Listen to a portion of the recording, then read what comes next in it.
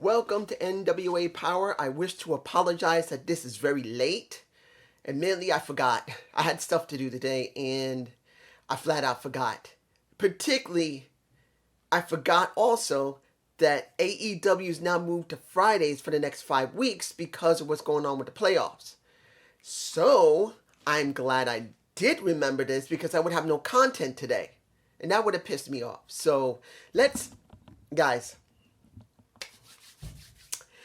go through everything but the main event. And I'm not even going to take long on everything. It's all good, but this is all that matters, and you know what's been going on. Opening, Kratos and Stevens versus the War Kings for the tag championships. Now, there was an interview in the beginning, and Kyle Davis made it very clear, you guys don't work together very well. Is there some type of dissension? And Aaron Stevens makes it very clear. He's honest, 100%. He says, look, I was in a different place when I got Kratos. He's a mercenary. I hired him to work with me because I could not get a partner. He does his job very well. He delivers every time. Only difference between him and me is that I want to deliver differently. And Kratos wasn't having nothing of it. He wasn't interested. So, what do we got? We got a basic match between the four guys. Kratos and Jax Dean wanted to rip each other's head off. Not bad. And I gotta say this. The camera work has improved more. There are very few times when you see men's ass. It's okay. So I can tell you that the camera work has improved dramatically. Sound still seems to be the same. The lighting still seems to be the same. But the camera work is getting even better. And I'm not saying much about it because there's no obligatory shots of bad camera work. Someone either figured it out or someone may have seen my video, which I doubt, and said, you know, this guy is kind of right. Let's be a little more careful. Let's tighten up our camera work. Now, the War Kings did not win because of a very strange situation. I do not understand. Look, you're still trying to say Kratos and Aaron Stevens are about to part ways. It's obvious. They got to part ways because they're just not working. You got to heel and you got to face. But then you get Slice, well, if I'm right, the guy's in my face. Slice Boogie, masked up and wearing an NWA sweatshirt in summer. It must have been hot with that sucker on in Hotlanta. Smacks directly into the jaw of a Crimson and they lose. But what does this mean? Why? I don't get it. I haven't missed anything generally in the episodes. So Slice Boogie is now the issue here. Sorry guys, there's some people moving some stuff. But Slice Boogie now has an issue with Crimson or Jax Dean, which makes no sense. When you waited to get a partner, Slice Boogie, because he only has Mims. And if I'm right, Mims isn't his partner. Who was his partner the last time? I can't remember. But Slice Boogie's on his own. If it's Slice Boogie, because it looks like Slice Boogie, I don't get it. Moving on. We get the exhibition match of Aldis and Mims. Just like I said earlier. Now, here's the interesting thing. Aldis got pissed off at not only Kyle Davis, but Joe Gelly. Because he thinks he knows what's going on and setting up his boys who are in Strictly Business to fail. Throughout that entire match, because he was getting really pissed at Gilly, he's looking at him like he wants to cut him with a knife. Blaming him that the Battle Royal is stacked against him. That's the way it was. And Gillian saying, why is he looking at me? What is the issue here? I'm not the one who makes the decisions.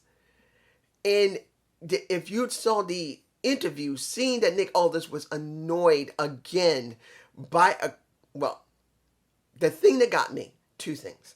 First one, Nick Aldis getting so annoyed because he's tired of hearing people say, I'm controlling everyone in Strictly Business.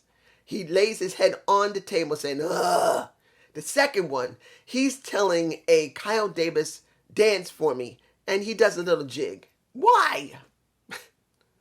It's in my face. It's just, you know. Now, we got the Battle Royal. We got to get it over with. The Battle Royal for the #1 contendership. It's got everyone there and their mama. And we got a couple of things. One, we got the Pope, who was on commentary the entire time of the first half of the show. He was on commentary. He leaves commentary because Nick Aldis was there. And he went and messed up Tyrus. So their feud is still going on. The second, three people remained. I thought I did two. 3 people remained. I probably did 2. 3 remained. And that is, and I'm not surprised about Trevor Murdoch. I'm not surprised about Latimer. And not surprised about Chris Adonis. It kind of has been set up for this. This is what's going to happen. And you get Trevor Murdoch eliminating them both. And now it's going to, what is the name of it? When Shadows Fall, the pay-per-view that's coming in the 6th, I believe. The 6th of June. You're going to have Nick Aldis versus Trevor Murdoch. Now, I'm sure there's people there saying, no, why are we putting Trevor Murdoch with Nick Aldis? Yeah, the story isn't 100% bad, but I don't care about Trevor Murdoch going with Nick Aldis. Why? Well, for me personally, it's interesting. You got 2 guys who was trained by Harley Race. Nick Aldis was trained after Trevor Murdoch. Trevor Murdoch was first, Nick Aldis is second. It's obvious. And then the emotional moment afterward, after he beat up on Nick Aldis to try to beat up on him, he got on the interview with Kyle Davis and he says, look, if my old man was alive, he'd be happy. If Harley Race was alive, he'd be happy because he told me when I walked into his school years ago, he said, you see that title, one day you're going to have it yourself. And this is something for me personally, a story. You got 2 guys who was trained by the same man who's now passed away. A lot of people loved Harley Race. You could say a lot about Harley. He was a dick in some cases. And he was a glory hog. There's some people to say that. Some people say he actually wasn't a bad guy. He was actually very good. He trained a lot of good wrestlers. You got 2 of them now going to be headlining their pay-per-view. One, yes, is older than the other. He's never had the chance to get the title. The other one has been holding it for 900 days. He's been holding it for more than 2.5, nearing 3 years now. So the interest is going to be what is going to happen at when the shadow falls. It's a question. Done. I had to get through all that because here is what I cared about. 2 things. This is going to be good. We got Camille versus Thunderosa. The stipulation is 2. It is for #1 contendership for Selena Deep. Still, I did not see any advertising for Selena Deep. Unless I missed it, you guys tell me below. I might have missed it because I did have to go to the bathroom at least once and I left the thing running. If Camille wins, Thunderosa loses. She can't go anywhere. She can't go to NWA. She can't do mixed martial arts. She can't go to Impact Wrestling. She can't go to WWE. She can't go anywhere but... Wait a minute. I said the NWA, not the NWA. Impact Wrestling, WWE, AEW. She can't go nowhere but NWA. That is the only place she can work. That is the deal for her to get the #1 contendership. And this is what we got. We got a damn good match. You got Camille looking pretty damn dominant. But the key was Thunderosa going after her legs. Going after her right leg particularly. Trying to chop her down like a big redwood. That is a clever and a very good idea. The hold she put on her, very good. She almost did a dragon sleeper. She did a couple of one leg crab. She did, it looked almost like a dragon sleeper, which it did on that last chancery. Reversed, not last chancery, reverse. She did a lot of really good wrestling with Camille. And this is the thing. Camille is not an incredibly great wrestler. This is Thunderosa. You can say, let's put it in a perspective. You can say a lot about Thunderosa. You can't. Some people say that she's one of the most generous people. Others say that she's a glory hog and she doesn't want to work. I think there's always a little bit of everything when someone admits something. Maybe she can be a little bit of a glory hog and don't want a job all the time. But it does not mean she's not a good woman that truly cares about the business and women's wrestling. She got her own promotion. And yes, she's going to make money off of it, but it doesn't mean she isn't trying to care about women, or men for that matter. I'm sure she cares about men wrestlers too. I'm sure she probably helps a couple of men if she thought she could. So I'm not saying she's a nasty bitch. But there's always a little bit of truth in everything, a tiny bit of each one. Might be, counting on the individual. And you see the difference. Thunderosa, Camille. Today, Camille came up a little more. Because she was here. She came up a little more. Every time she works with Thunderosa, she gets a bit better. So it was good to see it. And Thunderosa wins, but not win, because it was a 20-minute draw. Neither one of them win. Camille keeps the number one contendership. And Thunderosa does not have to go only to NWA. She can go anywhere she wants. It is kind of a cop-out, because maybe this should have happened at a pay-per-view, and I do believe that's the right thing. They should have waited until the 6th and done this on the damn pay-per-view. They should have done it on the damn pay-per-view. That's the truth. This stipulation should have been on a damn pay-per-view. But would have we gotten what we got now?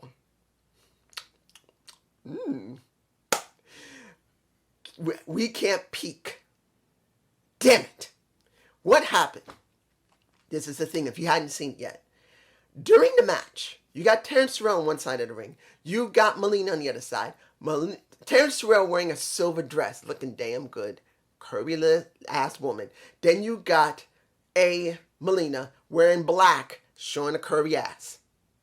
But somebody, at one point, because a sunset flip slam was done at one point of the match, if I'm remembering correctly, you get a Terrence Terrell trying to convince a Camille to get up, and she starts crawling into the ring. I think I got that shot. Then you get a blurred out vision, and it says simply there had been a wardrobe malfunction, and we cannot see what's going on. But I took a guess from how the shots were done that it's a possibility while Terrence Terrell was in the ring, you get Melina trying to grab her and pull her in. Now, Melina was not wearing a bra under her black dress. She wasn't.